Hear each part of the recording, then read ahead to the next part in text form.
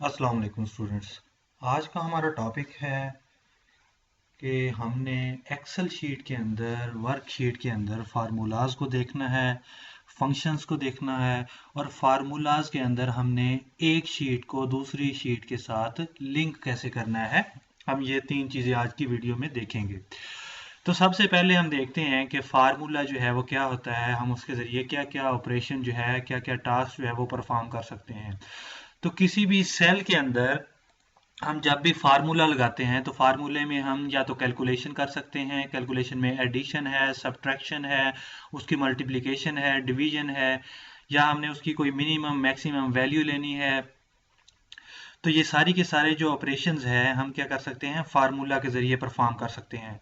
तो फार्मूला लगाने का तरीका क्या होता है, सिंपली जिस सेल पे आप फार्मूला लगाना चाह रहे हैं उस सेल को सिलेक्ट किया, उस पे आपने इज इक्वल टू लगाया तो फार्मूला आपका स्टार्ट हो गया। अब इसके अंदर वैल्यू जो है किसी भी सेल की पास करनी है, जिस सेल को आपने ऐड करना है, सबट्रैक्ट करना है, मल्टीप्लाई करना है, डिवाइड करना है। तो मैं क्या करना चाह रहा हूं, मेरे पास एक टेबल बना हुआ है जिसके अंदर मैं तीन सब्जेक्ट्स के नंबर जो है वो ऐड करना चाह रहा हूं। तो एक तो मेथड है, मैं क्या करूंगा, इनको सिलेक्शन के जरिए ऐड कर लूंगा इस इज इक्वल टू के आगे फार्मूला के अंदर। मैंने किसी भी सेल को सिलेक्ट किया तो उसका जो भी एड्रेस था, यूनिक एड्रेस, कॉलम और उसके बाद रो का नेम, अब दोनों क्या हो गए मेरे पास इस फार्मूला के अंदर ऐड हो गए हैं।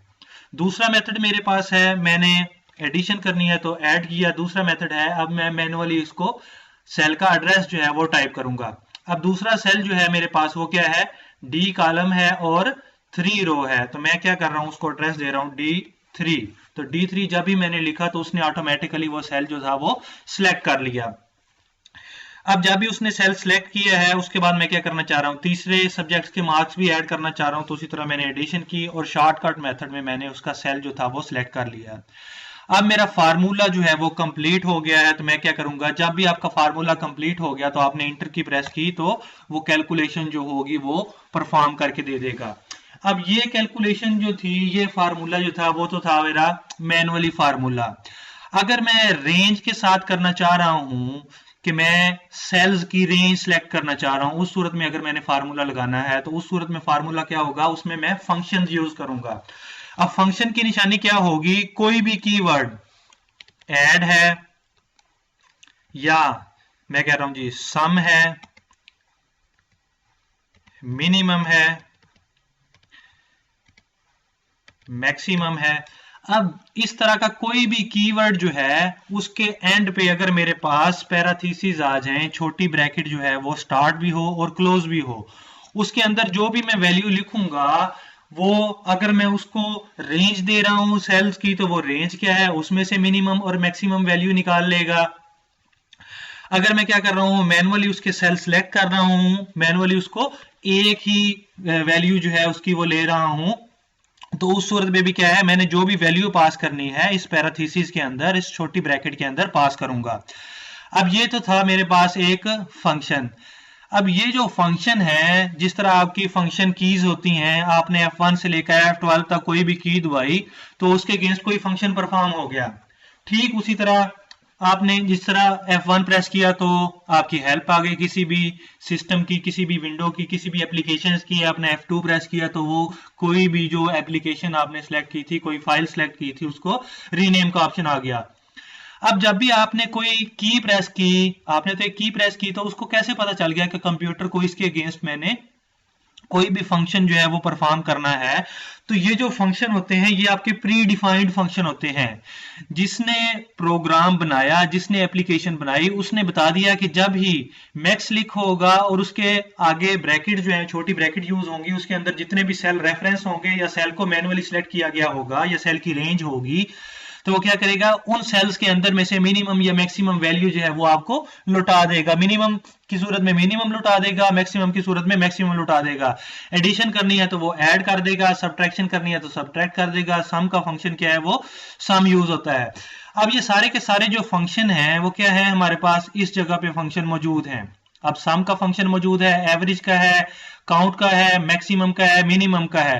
तो जब भी आपने जो भी फंक्शन लगाना है उसी तरह क्या है, आपने इज इक्वल टू, अगर मैनुअली फंक्शन ऐड करना चाह रहे हैं तो इज इक्वल टू के बाद क्या है, फंक्शन आपका ऐड होगा। अब इस जगह पे मैं क्या करना चाह रहा हूं जी, ऑटो सम का फंक्शन जो है वो ऐड करना चाह रहा हूं। अब उसने ऑटोमेटिकली सिलेक्ट कर लिया कि जो प्रीवियस वाला सेल था उससे ऊपर वाला जो सेल था वो क्या है, उसको ऑटो ऐड करना चाह रहे हो। तो मैंने उसको बताया नहीं, मैं उसको नहीं ऐड करना चाह रहा, मैंने उसको रेंज बता दी C4 से लेकर E4 तक। अब ये क्या है, E कॉलम में फोर्थ रो में मेरे पास 82 वैल्यू है, C कॉलम में फोर्थ रो में मेरे पास 45 वैल्यू है। तो मैंने C4 से लेकर E4 तक उसे वैल्यू जो है वो असाइन कर दी है। अब फंक्शन क्या है, बिल्कुल उसी तरह सम के आगे क्या है, पैराथीसिस ऐड की है और उनके अंदर मैंने वैल्यू जो है वो उसकी सेल की वैल्यू थी, सेल का नंबर था, सेल का एड्रेस था, उनको पास कर दिया है। अब ये क्या है, मेरे पास एक फंक्शन बन गया है। अब जब भी मैं एंटर की प्रेस करूंगा तो मेरे पास जो फंक्शन था उसने सारी की सारी वैल्यूज को कैलकुलेट करके दे दिया है। अब इसको, ये ब्लैक वाला प्लस वाला साइन आया तो मैंने इसको ड्रैग किया तो सारे के सारे जो नीचे वाले सेल थे वो ऑटोमेटिकली ऐड हो गए। अब देखते हैं कि सब के अंदर वही फार्मूला ऐड हुआ है, उस पर डबल क्लिक करें तो सम में जाके C6 से E6 तक क्या है, वही सेल जो है वो ऐड है। इसमें चेक करते हैं,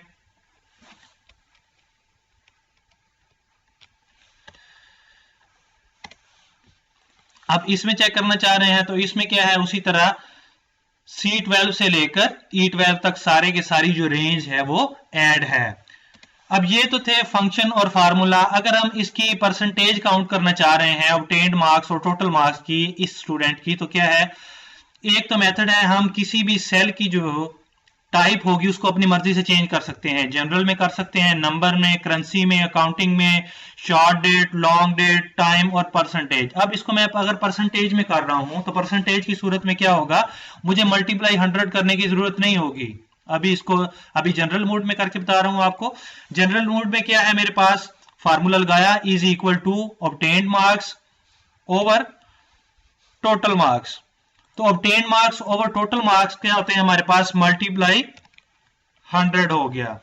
अब जो भी वैल्यू थी उसने परसेंटेज की सूरत में मुझे वैल्यू जो है वो रिटर्न कर दिया कि 64% इसके अली के मार्क्स हैं। अगर मैं क्या करना चाह रहा हूं, उसको इस सेल को ही सिलेक्ट कर रहा हूं कि ये मेरे पास क्या है, परसेंटेज टाइप है, तो मैं क्या करूंगा, उसके सिर्फ obtained marks over total marks लूंगा, मल्टीप्लाई 100 नहीं करूंगा, वो ऑटोमेटिकली मुझको परसेंटेज की सूरत में रिजल्ट शो करवा देगा। अब मैंने इज इक्वल टू लगाया, is equal to obtain marks, obtain over total marks, enter key मैंने प्रेस कर दी तो उसने जो उसके मैक्सिमम मार्क्स बन रहे थे 64 पॉइंट समथिंग समथिंग था तो उसने 65 कर दिया। अब उसी तरह मैं इसको ड्रैग करूंगा तो जितने भी सेल्स के अंदर वैल्यू मौजूद है वो सारी की सारी वैल्यू क्या होगी, ऑटोमेटिकली कैलकुलेट हो गई। अब ये एक चीज हमने देखी फार्मूला, दूसरी चीज हमने देखी फंक्शन। फंक्शन क्या है आपके पास, इस सेक्शन में फंक्शन है, या आप और कोई एक्स्ट्रा फंक्शन ऐड करना चाह रहे हैं तो बहुत सारे फंक्शन क्या है आप इधर से भी यूज कर सकते हैं इंसर्ट फंक्शन के सेक्शन से।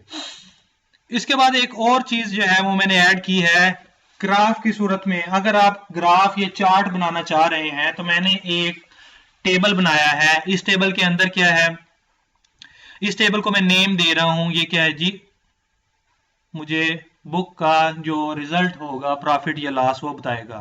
प्रॉफिट लॉस टेबल का मैं नेम दूंगा। इसको नेम देने से पहले मैंने मुख्तलिफ सेल जो है वो सिलेक्ट किए, उनको मर्ज कर दिया। अब ये एक ही सेल बन गया है, उसके अंदर मैं जो भी टाइप कर रहा हूं, प्रॉफिट लॉस टेबल। अब मैंने इसको नाम दे दिया है प्रॉफिट लॉस टेबल का। उसको चेंजिंग करना चाह रहे हैं, डिजाइनिंग करना चाह रहे हैं, कुछ भी कर दें। या मैंने इस सारे के सारे को सिलेक्ट किया और उसको बॉर्डर दे दिया, एक टेबल की शेप में आ जाए। अब मैं क्या करना चाह रहा हूं, उनकी प्रॉफिट या लॉस देखना चाह रहा हूं, उनका प्रॉफिट या लॉस क्या था। तो प्रॉफिट या लॉस उसी तरह फार्मूला लगाएंगे, इज इक्वल टू जितने पे कोई एक बुक जो है वो उसने बेची है माइनस जितने में उसने खरीदी थी। तो ये क्या आ गया, मेरे पास प्रॉफिट आ गया है। अब जो वैल्यू जो थी उसने बेची थी वो कम थी तो प्रॉफिट क्या है, अब उसे नहीं आया, उसे लॉस आ गया। अगर मैं इस जगह पे वैल्यू जो है उसकी 110 कर रहा हूं तो क्या हो गया, उसे 10 रुपीज का प्रॉफिट हो गया है। अब इसी तरह क्या है, जो फार्मूला था मैंने सब के ऊपर इंप्लीमेंट कर दिया। तो सारी की सारी कैलकुलेशन होगी। अब मैं क्या करना चाह रहा हूं, इसको चार्ट में कन्वर्ट करना चाह रहा हूं, चार्ट की सूरत में या ग्राफ की सूरत में रिप्रेजेंट करना चाह रहा हूं कि जितनी भी बुक्स थी उनका प्रॉफिट लॉस क्या था, वो मैंने बुक कितने की परचेज की थी, कितने की सेल हुई थी, तो सारी की सारी जो वैल्यूज हैं वो क्या है, मुझे ग्राफ की सूरत में शो हो। तो मैंने जितनी भी वैल्यू जो है उनको ग्राफ की सूरत में या चार्ट की सूरत में शो करवाना है, उनको सिलेक्ट किया, इंसर्ट कॉलम में गया। अब मैं क्या कर रहा हूं जी, जिस टाइप का मुझे टेबल चार्ट चाहिए उसको मैं वो सिलेक्ट कर लूंगा। अब मैं उसकी रिकमेंडेशन में जाऊंगा, जिस टाइप का मुझे चाहिए, तो अब क्या है, उसने पहली टाइप जो है वो मुझे ये दे दी है, या ये टाइप जो है उसको मैं सिलेक्ट करना चाह रहा हूं। तो कि दोनों सूरतों में या जितने भी ऑप्शन मेरे पास मौजूद हैं सारे के सारे मैं उनको सिलेक्ट करके देख सकता हूं, उसका चार्ट बना सकता हूं। अब ये मेथड मैंने सिलेक्ट किया क्योंकि ये सिंपली मुझे आइडेंटिफाई कर रहा है कि परचेज रेट, सेल रेट और प्रॉफिट या लॉस को अलग-अलग से, और बुक नेम जो है वो उसको भी अलग-अलग से डिफाइन कर रहा है। तो मैंने ओके प्रेस किया तो मेरे पास एक चार्ट जो था वो बन के आ चुका है।